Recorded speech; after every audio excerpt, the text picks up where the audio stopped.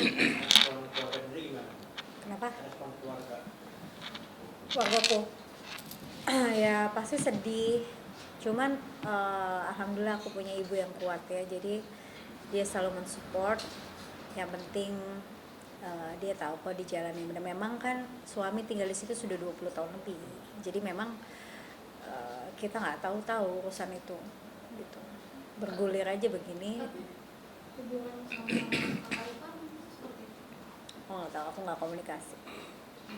Tapi masih ada komunikasi itu sejak ada permasalahan ini apa ya? Ya sejak ada permasalahan ini. Tapi masih ada yang lari atau seperti apa sih? Keluarga minta pertanggungjawaban dia juga nggak sih? Nggak komen ya, males komen. Kak Asya ini kan lagi hamil juga, ngaruh nggak sih maksudnya? Iya pas. Mikirin permasalahan ini, teror-teror yang datang. Iya pastilah, untung ada abang sama istrinya, masya Allah, ada mama, ada ya suami juga kuat gitu. Ya karena melihat mereka pada semangat kuat, akunya juga harus semangat. Tapi nggak ada masalah kan dengan Aku belum cek lagi sih, cuman lemas. Kemarin tuh aku pas habis kejadian itu 9 April aku sakit langsung. Baru sembuh ini, baru enakan suara. Masih batuk, drop lah. Karena yang datang mbak bukannya 10-20 orang, 30 lebih. Di rumah nggak ada orang, ada aku doang sama suami, sama anak. Nggak ada nenek. Jadi, aduh bisa bayangin tuh kacau banget di dalam situ. pada saat pemutusan listrik itu ada di rumah? Ada.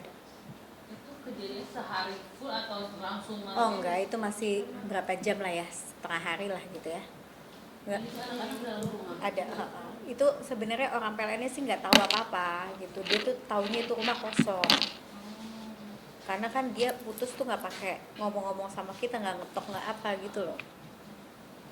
Terus ya ini nggak ada teror lagi kan, nggak mungkin berupa SMS atau apa gitu datang di rumah diam-diam gitu, pernah ngeliat orang diam-diam datang atau sejauh ini? Ya kalau ada orang diem-diem mungkin ada ya. Ada beberapa orang yang lihat gitu. Cuman aku nggak, ini sih nggak aku hirauin. Insya Allah aku berharap mudah-mudahan polisi bisa tegak lurus, bisa mendamaikan semua, bisa memberi rasa kenyamanan gitu. Tapi apa sih Tanpa ada intervensi. Gitu. apa sih yang Kak Asya harapin, mungkin kalau seandainya ujungnya harus keluar dari rumah sudah siap kan seperti apa? Ya kalau pengadilan yang bicara dengan bukti-bukti yang ada, kenapa enggak? Gitu kan kita harus mentaati hukum. Gitu, fair dong. Tapi kalau memang itu, walaupun kita tahu ya dari mana itu sumbernya, maksudnya rumahnya dari mana, bagaimana prosesnya, yang peralihan itu yang cacat hukum ya segala macam. Ya kita akan berjuangin itu dulu. Makanya kan harus masuk di, kalau kita ngerasa nggak adil ya masuknya di pengadilan ya bang. Gitu. Cuman kan yang di pihak sananya tuh nggak mau sabar gitu. Mungkin bang untuk jadwal pengadilan sendiri kapan lagi nih? Tanggal 18 bulan depan. Di pengadilan mana? Pengadilan Jakarta Timur. Ini yang perdatanya terkait pengalihan atau terkait pengalihan dari kakaknya kepada Bank pada semua. si pembeli termasuk bank. Nah, nanti ada lagi kita juga mau kemungkinan besok ini kita daftarkan lagi satu di pengadilan agama terkait hibah. Terkait hibah. Kalau toh juga nanti semua pengadilan ini memutuskan bahwa mereka dikalahkan ya, bahasa singkatnya kalau mereka dikalahkan ya mereka bersedia untuk meninggalkan. Tapi kalau selama belum ada putusan yang mengatakan itu mereka kalah ya masih tetap di sana. Kak Asya, itu rumah dihuni Kak Asya mungkin dan suami dari awal nikah sampai sekarang. Kak Asya di situ sampai. Iya, kalau aku kenal waktu Fahmi masih umur 19 di situ, 20 lah. Dari pacaran pertama 2002 dia udah di situ. Di rumah itu baru jadi aku udah di situ pacarannya. Jadi aku tahu banget, memang dia udah lama di situ. Mamahnya, kecil. iya, mamahnya meninggal di situ. Ya, memang mereka berkeluarga di situ. Kakaknya justru malah nggak pernah ada yang tinggal di situ.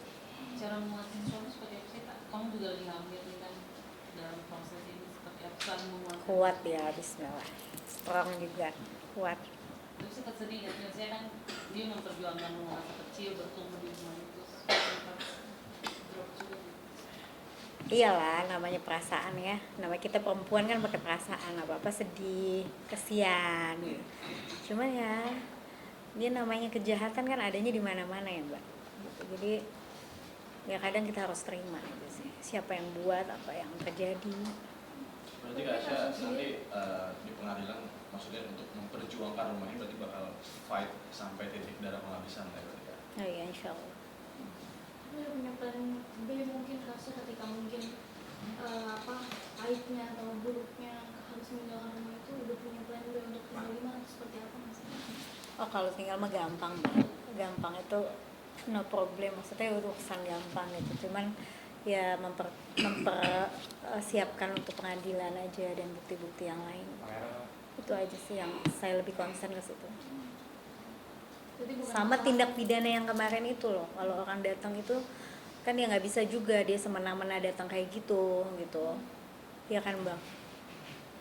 Ya dengan alas hak itu kan dia nggak bisa semena-mena buat orang onar, mengintimidasi orang, membuat kacau, membuat gaduh, ya nggak gitu juga kan, ini negara ada hukumnya, gitu. Jadi ya hormatilah proses hukum yang lagi jalan. Kalau kita nggak menghormatin hukum, jadi kita maunya di mana tinggalnya? Sebenarnya klien kami ini tidak mempermasalahkan rumah sih sebenarnya. Tapi caranya ya. Kalau mau seperti itu mungkin saya lebih bisa. Iya. Mau datang kuasai fisik. Saya pikir mungkin saya lebih bisa. Tapi nggak boleh kan. Apalagi saya seorang pengacara dengan gelar yang tinggi. Iya. Nggak bisa main seperti itu, nggak boleh. Kalau kulit sudah pas lah. Kulit sama rambut sudah muka kan. Kalau kulit muka sama rambut udah pas lah untuk maksa-maksa supaya orang keluar. Tapi kalau profesi saya kan nggak boleh, ya gitu kan. Nah itu, jadi seperti itu sih. Nanti Kak Asya mungkin kira-kira aja deh Kak nilai bangunan yang ditempati sekitar berapa? Ya, around 8 M ya, 8 M di sana. Kawasan masih di tengah-tengah kota ya Pak? Iya. Hah? Puluhan M. Enggak, 8 M lah. Kurang lebih 8 sampai 85 M. Luas bangunan Aku Luas tuh bangunan. 450 kalau nggak salah ya. Kalau nggak salah 450-an. Cuman full ya kan. Gede sih, lumayan. Masalah hibah itu ada saksi atau kita melihat bukti atau gimana? Nggak ada. Karena hibah itu tidak ada saksi, tidak ada ini, sehingga kita ajukan gugatan ke pengadilan agama. Itu. berarti Bang BAP sudah mungkin Belum lengkap. belum lengkap berarti mungkin langkah selanjutnya nih Bang. Ini Apa lagi? kita menunggu panggilan dari Polda untuk BAP. Kita udah siapkan bukti-bukti pada saat mereka masuk, dan juga video-video udah kita siapkan. Kita siapkan fotonya, itu udah print, dan juga kita siapkan video di flash disk untuk kita serahkan ke penyidik. Untuk nanti pada saat pemeriksaan dimintai keterangan. Kira-kira demikian. Berarti untuk rumah sendiri optimis kalau dengan saksi dan bukti-bukti yang ada bakal berpihak ke Kak Asya atau seperti apa? Kalau untuk kejadian yang kemarin, ya kita menunggu prosesnya.